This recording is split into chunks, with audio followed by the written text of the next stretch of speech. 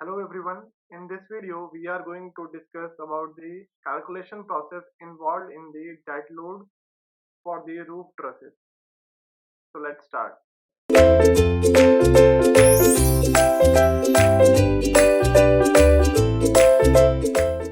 So the dead load for that matter is calculated according to the guidelines provided by the Indian Standard 875, and this Indian standard is having certain parts. So the part 1 of the Indian Standard 875 deals with the dead load provisions. So the dead load is basically the self weight of the structure. Usually this dead load is comprising of the self weight of the structure, and this self weight is of the different components which is present in the building.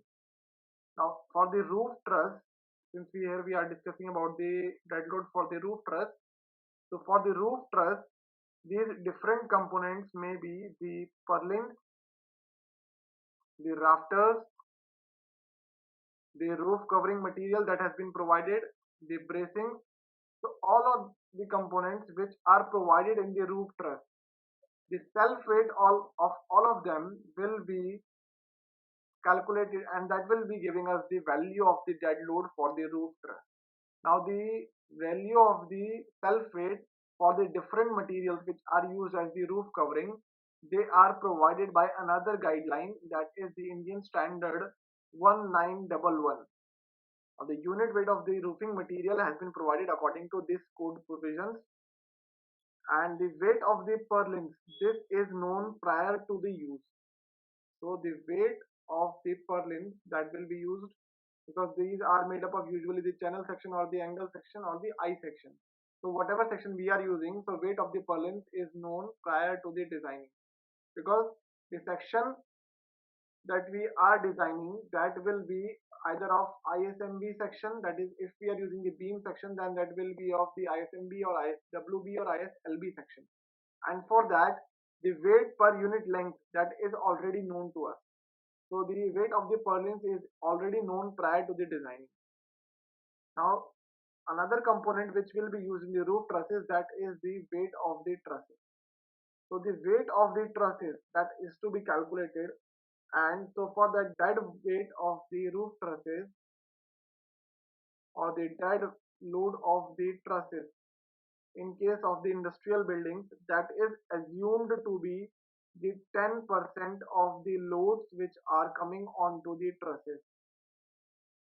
Now in the trusses that we study in the structural analysis, we know that the trusses are basically of the triangular shape, and these points where the members are connected, they are known as the nodes, and all the loads which are acting on the trusses, they always act on the nodes of the trusses.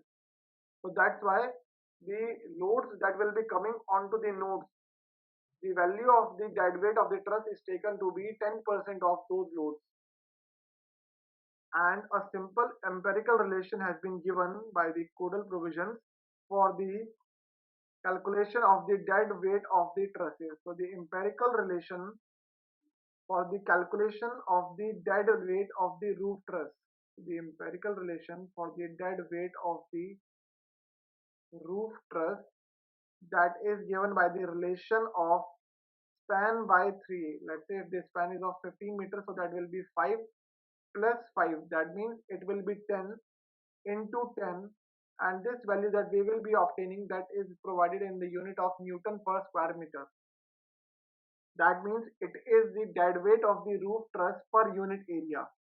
Now other than this empirical relation, because as we have discussed, empirical relations, these are designed for a particular location and for particular set of conditions, and when the conditions are not exactly matching, then the weight of the or the formulation will not be applicable. So that's why there have been number of formulations which have been developed and which are constantly used, but the dead weight of the roof truss, that should not be more than the 10% value of the loads which are coming onto the roof truss, and a rough estimate of the dead weight of the roof truss can be 60% of the dead weight of the girder, which is subjected to the design loads but which are distributed uniformly, and the weight of the bracing, and the weight of the self-weight of the bracings which are provided between the trusses so as to avoid the lateral loads, that is taken to be 12 to 15 Newton per square meter of the plan area. So these are the few guidelines which are used for the calculation of the dead loads on the roof trusses. In the next video, we will look at the calculations for the live load on the roof trusses. Thank you.